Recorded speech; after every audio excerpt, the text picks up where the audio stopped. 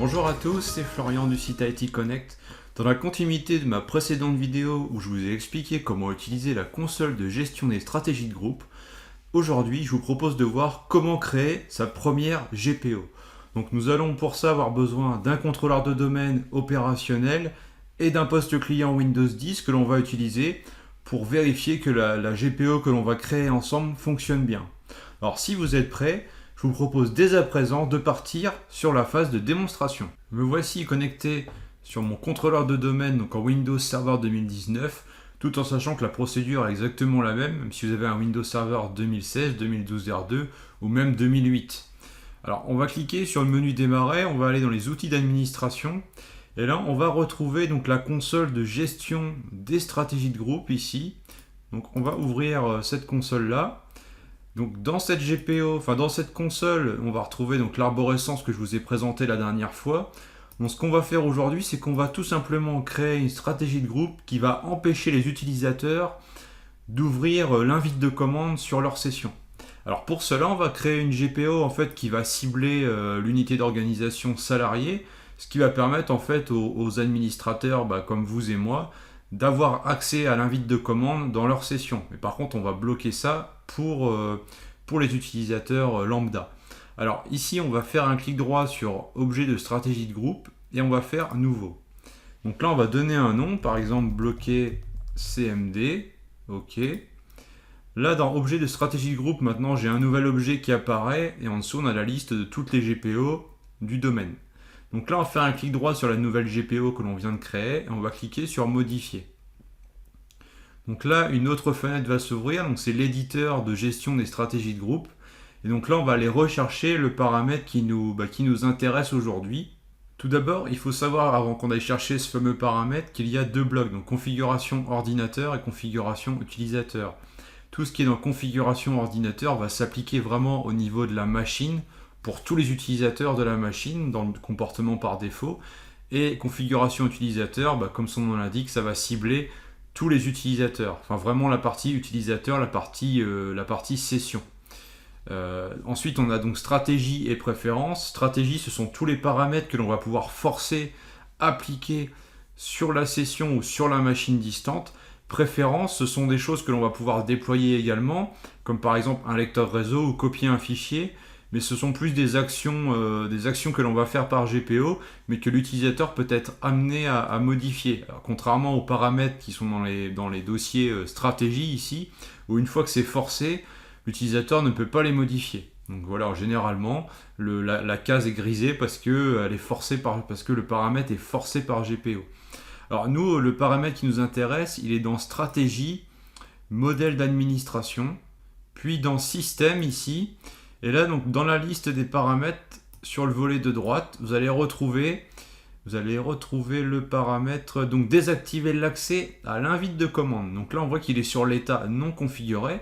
Alors ce qu'on va faire, c'est tout simplement double-cliquer dessus. On a une autre fenêtre qui va apparaître. Donc dans cette fenêtre-là, on va avoir plusieurs informations intéressantes.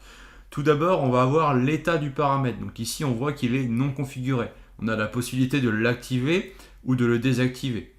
Sur la droite, ici, on a la compatibilité. C'est-à-dire qu'il y a certains paramètres qui vont s'appliquer, par exemple, au minimum sur Windows 10. Donc si vous avez un PC Windows 7, vous allez pouvoir essayer d'appliquer le paramètre dessus, mais ça ne fonctionnera pas, puisque Windows 7 ne prend pas en charge le fameux paramètre en question.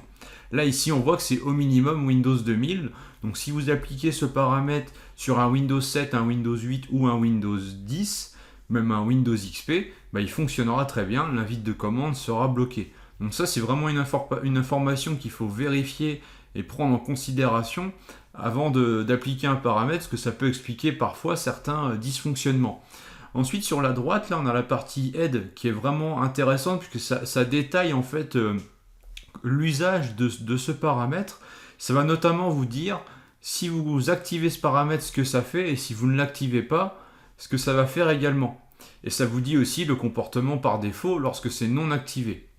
Donc là, on peut voir, si vous activez ce paramètre de stratégie et que l'utilisateur essaie d'ouvrir une fenêtre de commande, le système affiche un message signalant qu'un paramètre bloque l'action, ce qui est plutôt intéressant par rapport à ce que l'on cherche à faire.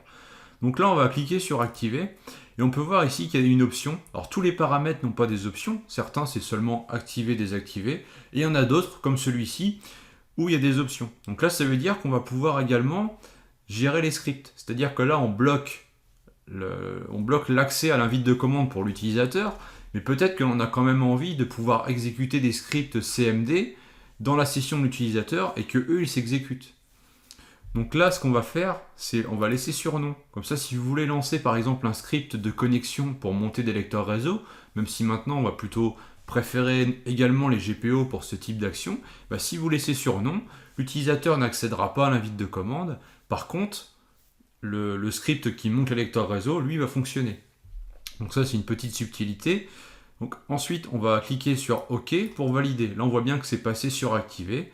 Et là, pour configurer voilà, simplement ce paramètre dans notre GPO, bah, c'est terminé, il n'y a pas besoin d'aller plus loin, tout en sachant qu'on peut activer autant de paramètres qu'on veut dans la même GPO. Après, c'est une question d'organisation, une question de côté pratique, on va dire, pour appliquer la GPO sur une OU ou sur un groupe d'utilisateurs. Voilà, c'est vraiment en fonction de ce qu'on veut cibler derrière que parfois on est obligé aussi d'éclater les paramètres en plusieurs stratégies de groupe. Alors là, on va fermer la fenêtre. Maintenant, il faut qu'on lui dise à la console là, que l'on veut lier la GPO bloquée CMD à l'unité d'organisation salarié. Alors pour cela, on va faire un clic droit sur l'OU salarié et on va cliquer sur lier un objet de stratégie de groupe existant. Là, on a la liste de nos GPO. On va sélectionner bloquer CMD et on va cliquer sur OK. Et si je déroule ici, on voit bien qu'il y a une liaison qui a été créée. Donc, je vous ai expliqué notamment le principe des liaisons dans une précédente vidéo. Donc là, on voit bien que la GPO est liée à cette OU, donc elle va s'appliquer à tous les utilisateurs qui sont dans l'OU salarié.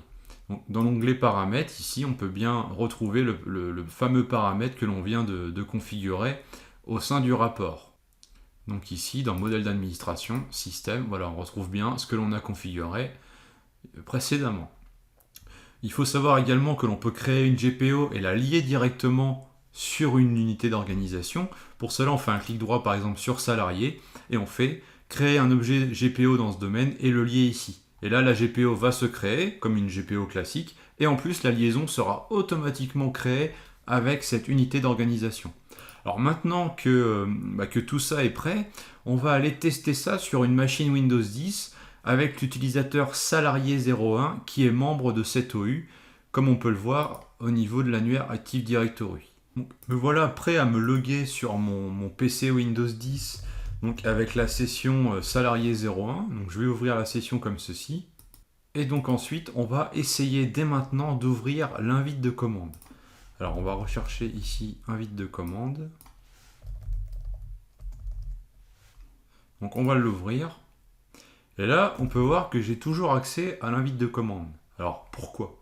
Tout simplement parce que les machines, que ce soit des PC ou des serveurs, vont actualiser les GPO de manière régulière, mais ce n'est pas instantané.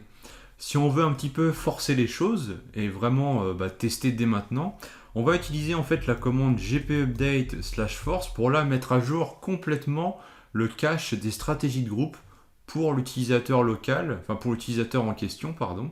Donc là, je vais exécuter la commande, on va patienter un petit peu, il va aller mettre à jour et récupérer les dernières GPO. Voilà, donc là, il a bien actualisé les stratégies, que ce soit pour la partie ordinateur ou utilisateur.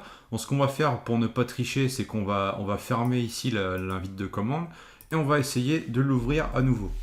Donc là, je la relance. Et là, tiens, on voit l'invite de commande a été désactivé par votre administrateur. Appuyez sur une touche pour continuer.